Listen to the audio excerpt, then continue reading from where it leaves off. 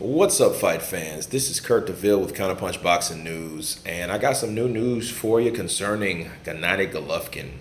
Gennady Golovkin has, Gennady Golovkin and Canelo Alvarez have came to agreement. I think it's 42.5% that Golovkin will get, and 57.5 for Canelo Alvarez. So, you know, regardless of what I feel about this fight, on the business aspect of things, Golovkin did twist some arms. You know what I mean? He didn't budge on what he wanted and why he wanted it. So he did get a better split than I think it was 35 or something like that. So that's a pretty nice increase if you're talking about dollars and cents. And it shows that Oscar De La Hoya, was able to bend too, because he was hell bent on 35% like the first fight or the first negotiations in the rematch. So, good for Golovkin, because I feel that Golovkin acknowledges that he's an agent fighter. I think that he's looking at the money, the business aspect of things, and he wants the most money for what he's doing, or what, because he's risking a lot. You know what I'm saying? Like, if Canelo Alvarez fights a better convincing fight, and the scorecards are more than likely going to be in his favor, or it's going to be kind of sketchy or shady or whatever, Canelo Alvarez could win a decision against the aging fighter. I don't see a knockout in this fight, but regardless of that, I've already broken down, a fight study between these two, because I think with the age and the youth, it still looks like it's going to be a good fight, though. I mean, because this is the biggest money fight that you can make, besides AJ and Wilder. So, that's big on a business aspect of things. HBO can save face, because they were falling through the cracks, because a lot of those fighters, like Pacquiao and Crawford and Lomachenko,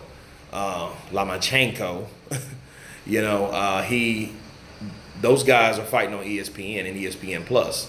So this is a fight that HBO is glad to get their hands on. You know what I mean? So good for them. But Golovkin, he has been active. That's a good thing, because you don't want to have inactivity. But I think that Golovkin has kind of fell in this trap of doing similar things with Canelo and kind of dancing to his music in a sense, because Golovkin used to fight about 4 times a year, at least 3. He didn't fight twice a year like Mayweather, and you know what I mean? And because Mayweather done that. That's a Mayweather thing. Canelo picked up where Mayweather left off. So yeah, because Canelo fights twice a year. That's it. Then Golovkin used to fight 4 times a year. Now he's fighting twice a year now. Hopefully he can fight again, but no, in September I don't see him fighting again in December. You know what I mean? But we don't know how that fight's gonna, boil out. Because see, Golovkin, the only thing that he can really improve on is the punches to the body. And Canelo is a awesome combination puncher. So you're looking at that. What can Canelo do different? Because Canelo hit him with everything.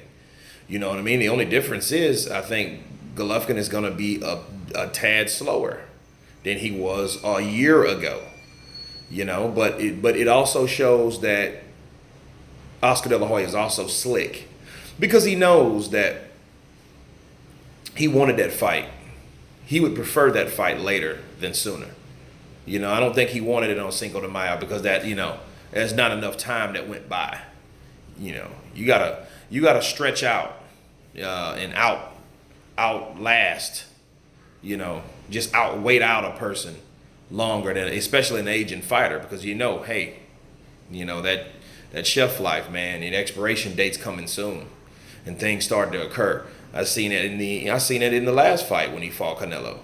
Shades of that in the Jacobs fight. So, I see that Golovkin has missed a step or whatnot. So that would be the right time and the perfect recipe for Canelo Alvarez to pull off a decision. I don't see Canelo knocking him out, but I would like to see Canelo go to the body more, because he's a good body puncher too. He's not a typical Mexican body puncher, but he's a good puncher too when it comes to the body. And Golovkin was really, if you notice in the first fight, Golovkin was wary of body punches. So, and no one's really attacked Golovkin's body. So I would like to see a body puncher get attacked to the body. You know what I'm saying? Just like a headhunter gets hit upstairs, right? So I would like to see Canelo do that and test Golovkin in that aspect, because no one has done it. You know, but that would be a problem because he has that straight, stiff jab coming at him. You know what I mean? So he'll probably be looking for that right hand counter, you know. But if he can throw a good right hand counter, and if he can connect with those punches, he can go to the body instead of the head, because Golovkin knows, you know, these guys, I think, is going to start from round 13. And, you know, especially with all the stuff that's brewed up with you know, the drug test and all the drama. Okay, this was a big drama show. Okay, so I think it's going to start with 13 and end in the 24th round, or whenever it lasts, however it lasts. But again, can Golovkin knock out Canelo? Maybe, you know, because Golovkin hit Canelo with some shots, and Golovkin does have a beard. You know, you say what you want about the guy, but he was able to withstand those punches, the punches that did get through. You know what I mean? He got hit with left hooks, and, you know, and that solid right hand kind of like up, you know, up top. You know, a lot of guys get hit like that, and, you know, that disembobulates them, you know. So, but yeah, you know, and ask Marco Antonio Rubio about that. You know what I mean? Those headshots like that, and those areas that you get hit, that disembobulates people at times. You know, some people could have a good chin, but if you touch them somewhere on the temple, on the head, they may be soft up there. So, you know, Golovkin has a hard head and chin. The guy's just a rock solid, tough guy. And he takes those punches. He took a lot of punches from Canelo Alvarez. Most punches that, you know, the question is, though, what would Jacobs do? What would Billy Joe Saunders do if they got hit with punches that Canelo hit them with? Because remember, this is Canelo's second fight at middleweight. That's it. So we don't really know. We don't have a barometer of what Canelo can do to other fighters in comparison to Triple G. He just went up there and fought Triple G. You know what I mean? And fought it out to a draw. So, but yeah, you know, Canelo, I don't see him doing anything different or anything that he didn't do besides going to the body, because everything else he did. He's a slick fighter. He's a good counter puncher. He uses different people's methods. You know, he will, you know, you've seen shades of Floyd in there a little bit, you know, kind of rolling his shoulders and stuff like that, using a ring like here's Landy Lara. Now, mind you, all these fighters that he's fought, you know, Canelo has a good resume, a great resume. You know what I mean? Despite the outcome of those fights, he still fought those fights. So he has that experience. Whereas Golovkin, you know, he missed a lot of those right hands, but his pressure was impeccable. It was just, you know, it was just relentless.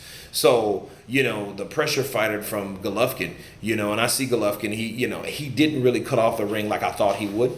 You know what I mean? He didn't set punches up like he, you know, hit, like Martin Murray with, and, you know, Mac the Knife, what's his name?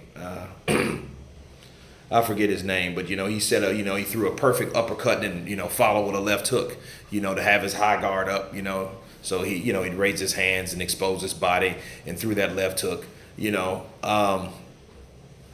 So, I mean, I wanted to see more of that, but I think that Golovkin should go to the body more, you know, because, I mean, he was getting hit anyway. He was getting countered anyway by Canelo, you know. So he was taking those punches, those shots. Golovkin is a well-balanced guy. He's never been down, but neither is Canelo. So, you know, this fight, you know, I feel that I give the edge to Canelo simply because of Golovkin's age. You know what I'm saying? And evidence of seeing him, in my opinion, miss a couple steps. You know, 2 years ago, yeah, Golovkin would walk over Canelo Alvarez. You know what I'm saying? But now that, you know, with the recipe of the age and the, you know, and the time frame, this is a year later, right? Mexican Independence Day, you know, 2018 this time.